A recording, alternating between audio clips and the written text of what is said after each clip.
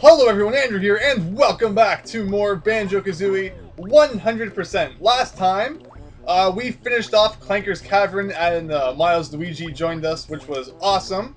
And this time, we are going to go and explore what is in there, as well as a whole bunch of other places that we have seen that I've been keeping in suspense for everyone. So yes, a couple of parts ago, we opened up this secret passageway underneath the waterfall.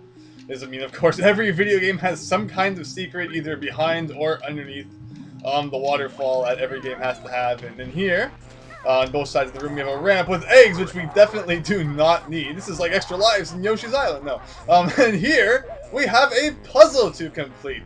And underneath there says Bubble Gloop Swamp, although you can barely read that because the game's texture is bad. Don't think it's just my recording. And, hey, Banjo, you're looking glum.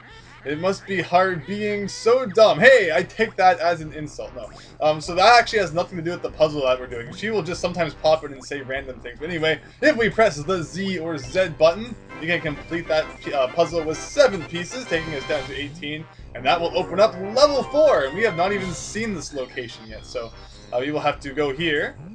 Obviously at some point in the near future, but we'll be getting there in a little bit because there's actually a stop that we need to make before we do that. So yeah, that's really all that there is to do in this room, unless there's something I'm really forgetting, which I don't believe there is. But anyway, yes, that is the puzzle for World 4, and it's kind of cool. This is definitely a lot more hidden than the other puzzles we've seen before, where they're kind of out in the open. I mean, I guess you could argue that the Clanker's Cavern puzzle, you did kind of have to use the shock jump disc to get up there, but I wouldn't really call that hidden. This is the first one where you actually really had to kind of go off the normal path to find the puzzle for the next level, which is pretty cool. So anyway, that opened up World 4, and yeah, wow, we haven't seen this part of the Witch's Lair in a little while.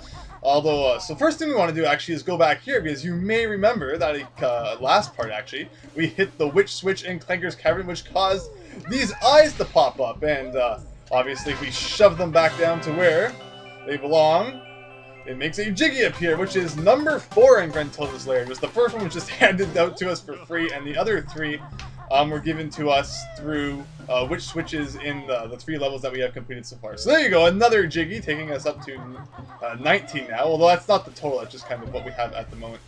And here we go, that 180 note door. So yeah, you really don't have to do both Treasure Trove Cove and Clanker's Cavern at the moment. You actually can completely skip one of them, since you don't need, you only need 7 pieces to complete the World 4 puzzle, and you only need 180 notes to get through it. So yeah, you could skip one of those for now, although you will have to go back and do it later. Anyway, as we went to the door, we saw that there was a massive statue of Gruntilda. And that kind of reminds me, I mean, people in the last part saying that when they were kids, they kind of got freaked out in Clanker's Cavern when they saw Clanker there. As they went through that tunnel. That's not really something that I know. I never really thought about it as being a scary thing. I'm just like, oh, there's a guy and he's talking to us. I actually found the spiders in Hazy Maze Cave. Oh wow, whoa! I thought that said 360. I actually did not mean to open that door. Another example of that we actually don't have to do the 4th level before we can open things. So yeah, we weren't supposed to open that yet. Whoops. Running the opposite direction now, but yeah. Because when I was a kid, my Nintendo 64 was connected to a TV that was in the basement, and I mean, you see the basement in my videos, and it's set up a lot nicer than it was back when I was 4 years old. My 64 was hooked up to a TV, so Gruntilda often sleeps in a pigsty. My TV was set up in a dark corner in my basement because, like I said, I didn't have all the fluorescent lights set up like I do today. The only light source in my basement was a light bulb hanging from the ceiling that you turned on by pulling a chain, so it was kind of freaky back then. The only thing she ever won was the sweatiest socks competition at witch school. That's kind of crazy. And Grunty has to jump in. And of course we can't talk to Brentilda while she is talking, so yes. I don't, how many times have we found her now? I believe this is the 4th time.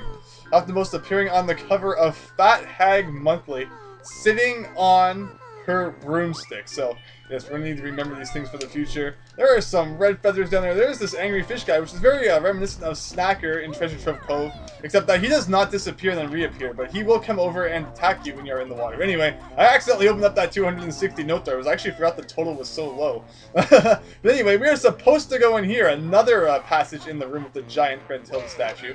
And that brings us to this area, so it's kind of destroyed that guy. If we go through here, we found... Man, why do I keep finding you everywhere? My fat old sister's favorite sport is broomstick racing. So, let's see, so 2 more of these to go through. Although she's dim, she attended Fat Hag High.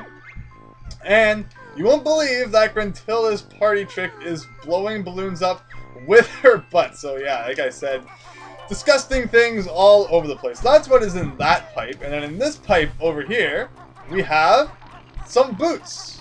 Hey, keep your feet out. You can't use us until you've spoken to Bottles, of course. Who else did you think it was going to be that we would have to speak to? So that is obviously going to be something new that we learn in the near future, possibly in the upcoming level. I shall not spoil that. Hint, hint. But anyway, yes, Bubble Gloop Swamp. So we just run around here. You will see that there is actually a bit of a pathway over there. Although I should demonstrate this, I suppose, since there is some health here anyway. There is kind of swamp water surrounding this area, or piranha water, excuse me. So yeah, if you jump in that, it will cause you to take damage, which is not so great. So we cannot go in that at the moment. But anyway, here we are, World 4, Bubble Gloop Swamp, and when we come up here, Bottles will be like, keep your eyes open for your new move. Beak face, yeah, so you're pretty much, okay, let's just go and explore the level, but what you actually have to do is turn the camera angle around right at the beginning, and you will notice that the move is actually hidden directly behind the entrance. Oh, I always love it when games do that, because whoever thinks to actually look behind the entrance of the level? I remember this actually had me stumped for a little while as a kid, because I never really thought about looking back there.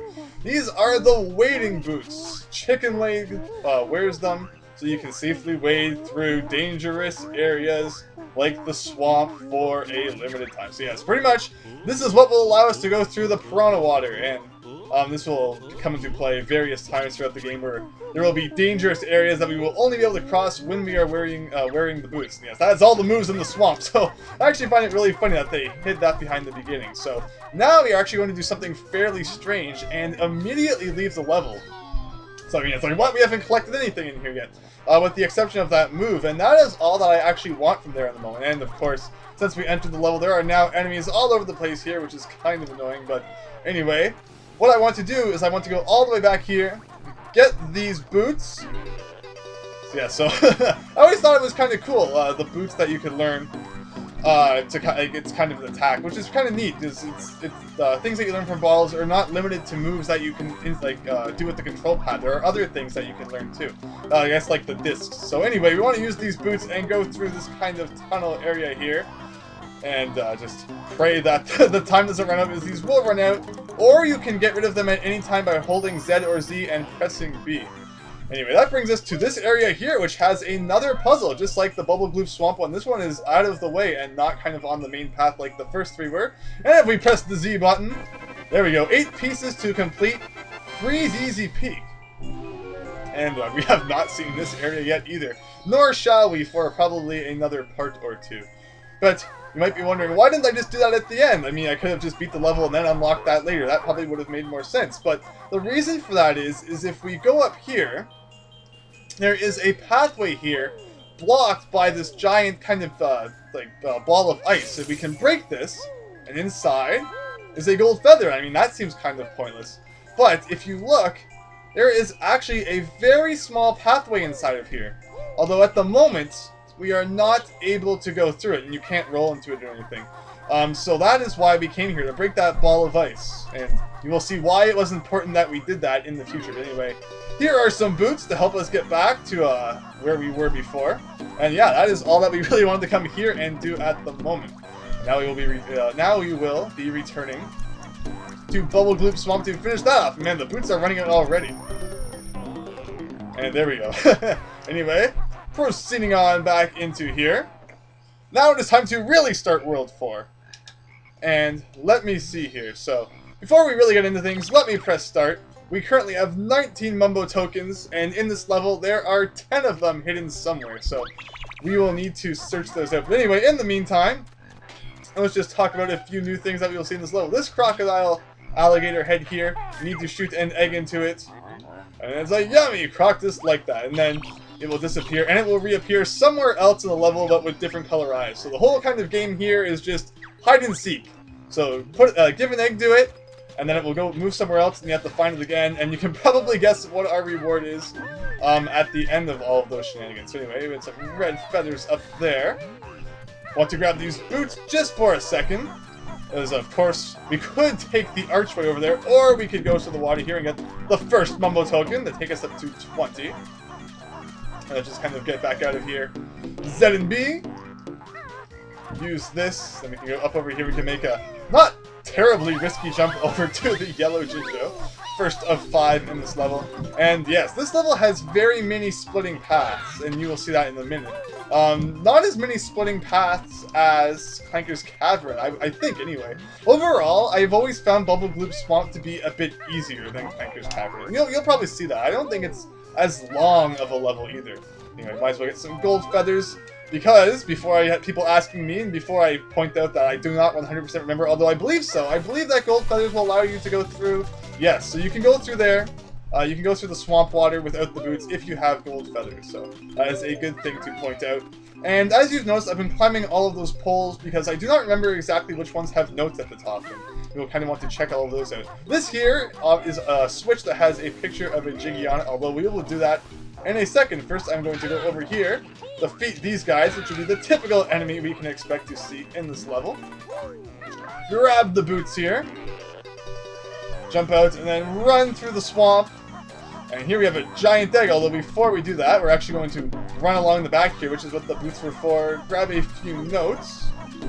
And I believe there's something else back here, or is it just notes? Actually, I guess it was just notes. I am thinking of a different part of the level. Anyway, that brought us over to here anyway. Here we have a jump disc, which we can use to get to the top of the egg and ground pound that. Although there was an extra life up there, which, oh, still, even when taking off that first layer, there was still enough height to get it, which is good. Although lives are not a super massive thing that we need to worry about. There was a Mumbo token up there, which we will get momentarily. I remember as a kid, this one always annoyed me because I completely forgot it with the attack where you hold Z and press B, but that is the solution here, as actually the only way to get rid of that layer. And you can ground pound that, and a Jiggy is our reward, first of this level. Number 1. Anyway, now I need to wait for this leaf, and then jump to this post, climb up that, and Mumbo token number 1. So there we go, off to a... sorry, did I say Mumbo token number... I meant Mumbo token number 2 after Jiggy number 1.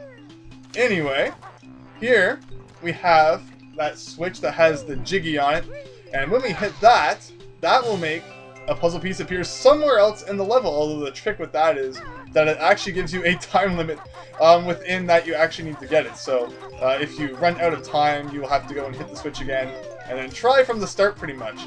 As a kid, I remember this kind of annoyed me because, you know, not being as good at controlling 3D games since they were the new awesome thing back then, I often fell, kind of as I was just demonstrating there. And then we have some text, so actually I believe what we will do, we will go back and do that in a second, because I completely flashed. Even though it was completely for demonstrative purposes, I'm going with that. Anyway, we can defeat these guys. Gold feathers defeat them, of course, just like they defeat pretty much any enemy. But otherwise, you'll need to use your normal attacks to defeat them. They have more health than the red frogs, which is why I'm having a little bit of trouble here, although overall they are not super difficult. They will die from one hit of the ZB attack, I believe. The Jiggy exploded there.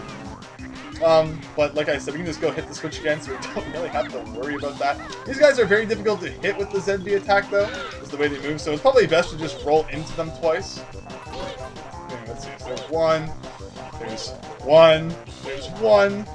It's definitely not always super easy to attack enemies that move very fast. Let's see, so there's 2, and luckily they always drop health, so we're not really in any danger of dying at all. Although the knockback is kind of annoying, because it keeps knocking me into the swamp water. That was a kind of terrible display of skill there, but anyway, of course, defeating all of them reveals a Jiggy number 2. A little honeycomb Jiggy number 2. This would be a good time for a drink. So yeah, that is the second of this level. And what is the total that we are up to so far? I am actually just kind of curious. We are up to 36 in all, so we are over a quarter of the way there. Almost 4/10 of the way there. But anyway, I need to hit the switch before we go back up there. So I put another 45 seconds on the clock. Okay, so going up here. Now, let's try this. I'm usually pretty good at staying on these edges while moving quickly, because of course, I mean, you could be cautious but at the same time, if you're too slow, you won't have enough time to make it to the end. And the paths do get a little bit more difficult to stay on at the end, although we have 30 seconds here, so there's not really any reason to rush. And there you go. There was no reason to fall off the first time. There we go, number 3, just like that. And of course, there was a whole bunch of stuff that we need to pick up that I kind of skipped by along the way, like Jinjo number 2, and whatever is inside of this one right here, which is Mumbo Token number 3, along with some eggs, which we definitely do not need. And then over here, we have that dark blue-eyed crocodile head thing. And if you shoot that at you, another one will appear over there, and we will probably be not be seeing that for a little while. But anyway, and then back over here we have some health, and I don't believe there's anything hidden behind it. I don't believe we need health, so I'm just going to leave that for now in case we do at a later point in time. Anyway, let's see. So we have taken care of over there. That is the beginning over there, so the next move is, of course, to jump to the right, and accidentally not jump and fall into the swamp water. Let's see, if we go over here, is this what I want to do at the moment? No, it is not. We shall go over there in the near future, but in the meantime, we can go over to this guy here, and this will probably be one of the last things that we do for this part. We shall see. All of his legs here have notes on them, so we might as well just pick those up at first. And on top of him, he has some boots. If we go in front of him, I believe he talks. There we go. So his feet are numb and cold. So what's the solution? So let's see. The solution of Clanker, who had a toothache, was to shoot it with eggs. So obviously the solution of the person who has numb and cold feet is to smash them into the ground. Because when you have cold feet, you just really want everyone to stomp on them and drop their massive calculus textbooks on top of them. Because that's what feels good. So anyway, smash 3 out of 4, and 4 out of 4. And another Jiggy. This level just hands out Jiggies like mad. It reminds me of the first level almost. I mean, the Jiggies are just kind of really easy to quickly pick up. Anyway, as you have, I'm sure everyone has seen, there is a Jinjo out in the swamp water there, so we should definitely go and pick that up. There we go, number 3, which is pretty good. I don't believe there's anything over here except that bad guy, so I'm not really sure why we would go over there. Unless there's something I'm forgetting that happens there later on. Anyway, Jiggy number 4.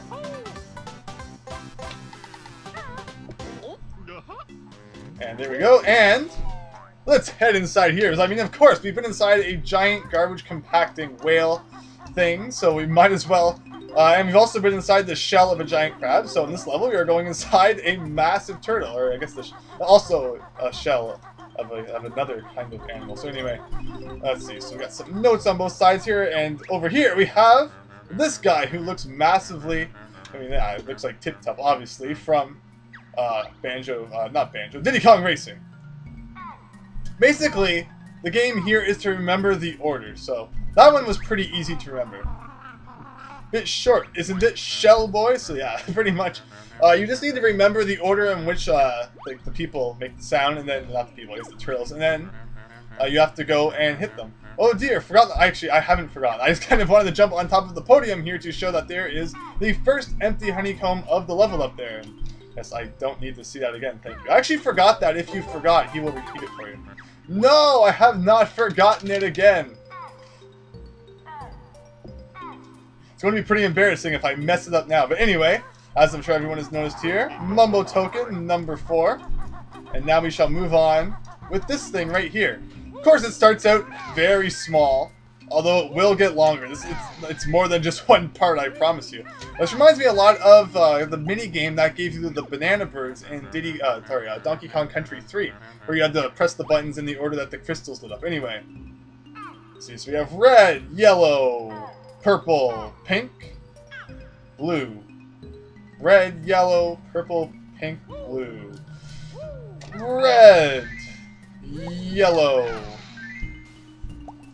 purple, pink, and blue. I hope it was light blue. Yes, it was. I have no idea what I'm going to do if there's both dark blue and light blue in the same one. Anyway, let's see. So splendid. Just one more. So let's see if we can get this down. Let's see. Yellow, purple, blue, other blue, blue, other blue, pink. Uh-oh. Okay. yellow, purple, blue, other blue. For a second I was like, I hope that other blue was dark blue. Other blue, and pink. That went surprisingly well, considering that my ability to remember patterns like that while doing commentary is usually quite bad. I'm very good at when I'm playing a game on my own, but people who have seen my DuckTales 2 video will know that when it comes to remembering riddles and other small things while I'm making videos, it just doesn't always seem to work out. But anyway, that is Jiggy number 5, so that takes us halfway again, pretty much, just like in Treasure Trove Cove. 52 notes, 5 Jiggies, 4 of the Mumbo Tokens, and 1 of the empty honeycombs, and I believe that is where we are going to end off this part of Banjo-Kazooie 100%. So, thank you very much for watching, I hope you enjoyed, and I hope to see you in the next part, where we will be finishing off this level. So thanks, and see you then!